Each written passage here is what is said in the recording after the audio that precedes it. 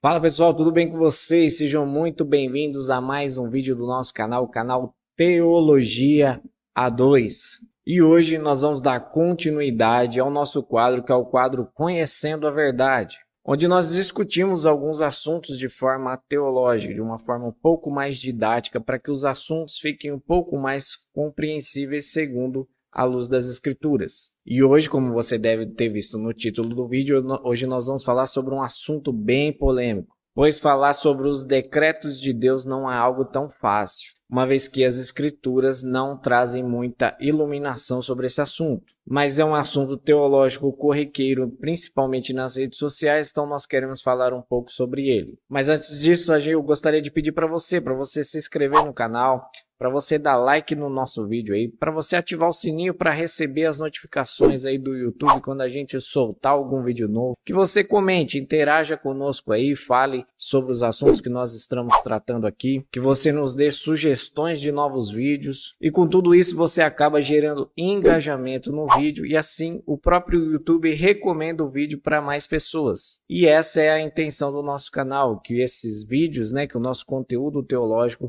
chegue para o maior número de pessoas possíveis. E eu quero pedir para você também se inscrever nas nossas demais redes sociais. Nós estamos também no Facebook e no Instagram, @teologia2. É só você procurar a gente lá e você vai nos encontrar. Ok, só que antes da gente adentrar o assunto, eu gostaria de ler um texto para vocês que está lá na carta de Paulo aos Romanos, no capítulo 11. Nós vamos ler do versículo 33 ao versículo 36. E o texto diz assim: Ó profundidade da riqueza, tanto da sabedoria como do conhecimento de Deus. Quão inexplicáveis são os seus juízos e quão insondáveis são os seus caminhos. Pois quem conheceu a mente do Senhor? Ou quem foi o seu conselheiro? Ou quem primeiro deu alguma coisa a Deus para que isso lhe seja restituído? Porque dele, e por meio dele, e para ele são todas as coisas, a ele seja a glória para sempre.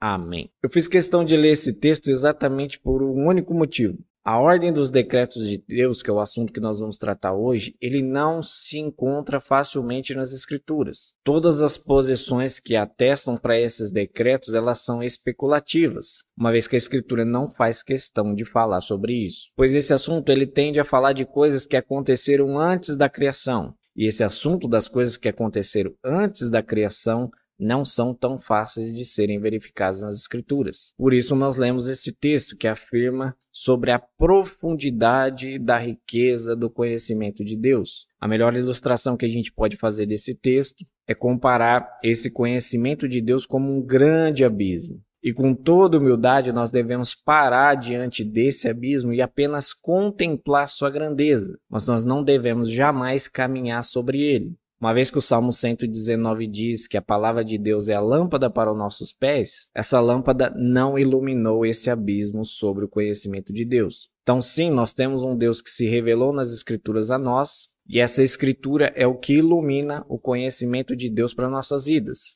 Mas sobre esse assunto, os decretos de Deus de antes da criação, a Escritura não fez questão de iluminar esse caminho para nós. Por isso, nós devemos ter toda a humildade possível para tratar desse assunto. Obviamente, como nós temos feito em todos os vídeos, nós não queremos aqui esgotar o assunto, mas sim apontar um caminho para que você possa estudar, para que você possa caminhar, para que você possa se aprofundar no conhecimento. Então nós vamos dar 4 posições aqui sobre esse assunto. A primeira delas está aí na tela para você. A primeira delas é o supralapsarianismo. Conforme você está vendo aí na tela, essa é a forma que o supralapsarianismo crê que foram os decretos de Deus. Primeiro, eles creem que Deus elegeu alguns e reprovou o restante. Segundo, Deus criou todas as coisas. Terceiro, a partir da criação, ele decretou a queda. Quarto, ele providenciou a salvação para os eleitos. E quinto, Deus chama os eleitos para a salvação. Então essa é a ordem do supralapsarianismo. Essa posição também é conhecida como dupla predestinação, pois eles acreditam que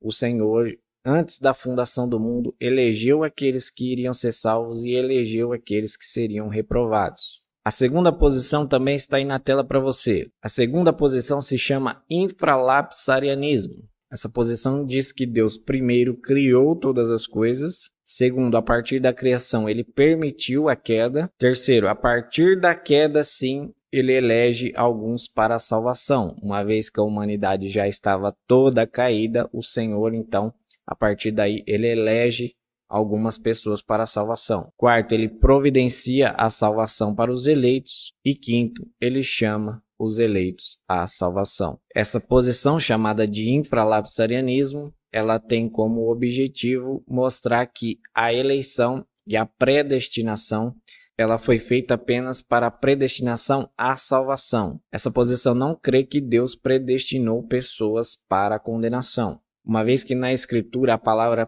predestinação sempre aparece num contexto de salvação, essa posição crê que a eleição e predestinação foi feita após a queda. Então, uma vez que todo o ser humano já estava caído, já estava condenado, toda a humanidade já estava condenada em seus delitos e pecados, o Senhor agora decreta a salvação dos eleitos, providencia a salvação dos eleitos por meio de Cristo e chama os eleitos por meio da pregação do Evangelho. A terceira posição é o amiraldismo, como está aí na tela para você. O amiraldismo, assim como o infralapsarianismo, os dois são muito semelhantes. A única coisa que muda são o ponto 3 e o ponto 4.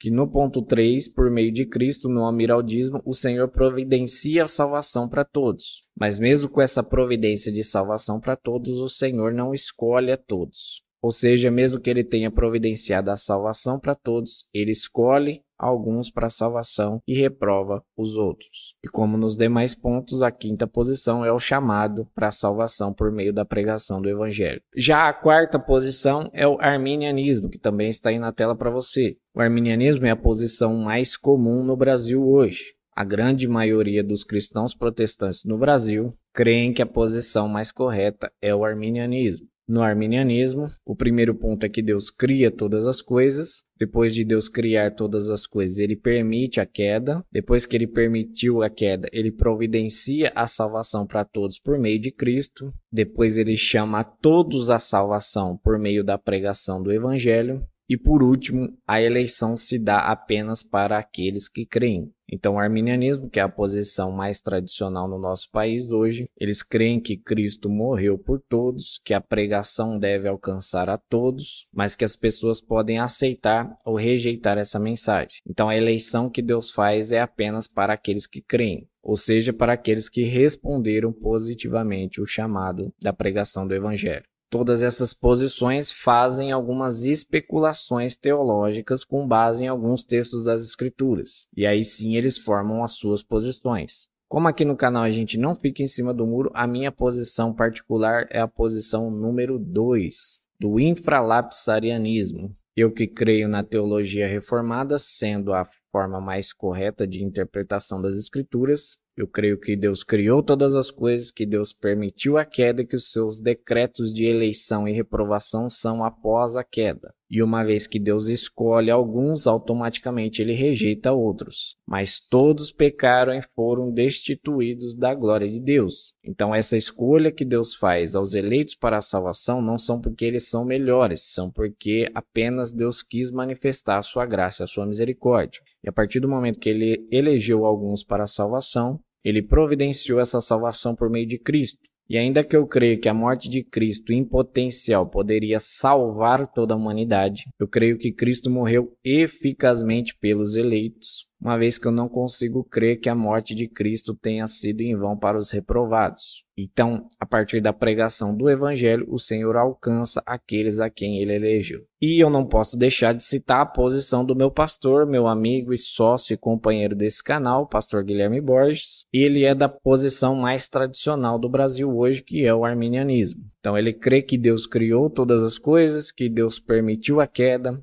que Deus providenciou a salvação a todos por meio de Cristo, que Deus chama todas as pessoas à salvação por meio da pregação ao Evangelho, e que os eleitos são aqueles que respondem positivamente a esse chamado, que é a posição mais comum e tradicional em todo o Brasil. Como nós dissemos sempre aqui nesse canal, não quer dizer porque a gente diverge em algumas posições teológicas que a gente deixou de ser irmão, que a gente não comunga da mesma fé, que a gente tem problemas de relacionamento, não tem nada disso. A gente apenas interpreta pontos secundários das escrituras de formas diferentes. Mas aquilo que é central a gente crê igualmente. A gente crê que foi Deus que criou todas as coisas, a gente crê que Deus elegeu pessoas para a salvação, a gente crê que Deus predestinou pessoas para a salvação, a gente crê que essa salvação é somente por meio de Cristo, a gente crê que Deus chama essas pessoas por meio da pregação do Evangelho. Tudo isso a gente crê igualmente. A diferença está apenas que um crê que isso é feito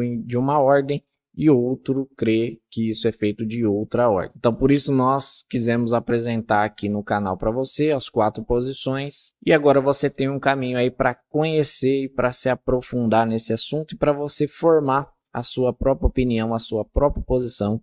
Obviamente com base nas escrituras, obviamente com toda a humildade possível, uma vez que a escritura não ilumina esse caminho de antes da criação. O que nós podemos fazer é, com toda a humildade possível, fazer uma boa teologia com textos bíblicos e assim formar a nossa convicção, sempre orientados e iluminados pelo Espírito Santo de Deus. E você, o que acha disso tudo? Você conhecia essas 4 posições? Você não conhecia nenhuma delas? Você conhecia algumas delas? Então deixa aí nos comentários, interaja com a gente, diga o que você acha disso tudo, diga se você conhecia ou não e interaja com a gente. Espero que esse vídeo tenha te abençoado e possa te dar um bom caminho aí para você trilhar na boa teologia e no bom conhecimento da palavra de Deus. E para terminar, gostaria de pedir aquelas coisinhas tradicionais para você. Se inscreva no canal, like no vídeo, comente aí para interagir com a gente e gerar engajamento no vídeo para nos ajudar para que esse vídeo chegue a mais pessoas, e nos siga também nas demais redes sociais, Facebook, Instagram, @teologia2, você encontra a gente lá. Amém? Deus abençoe a todos, fiquem todos com Deus e até o próximo vídeo.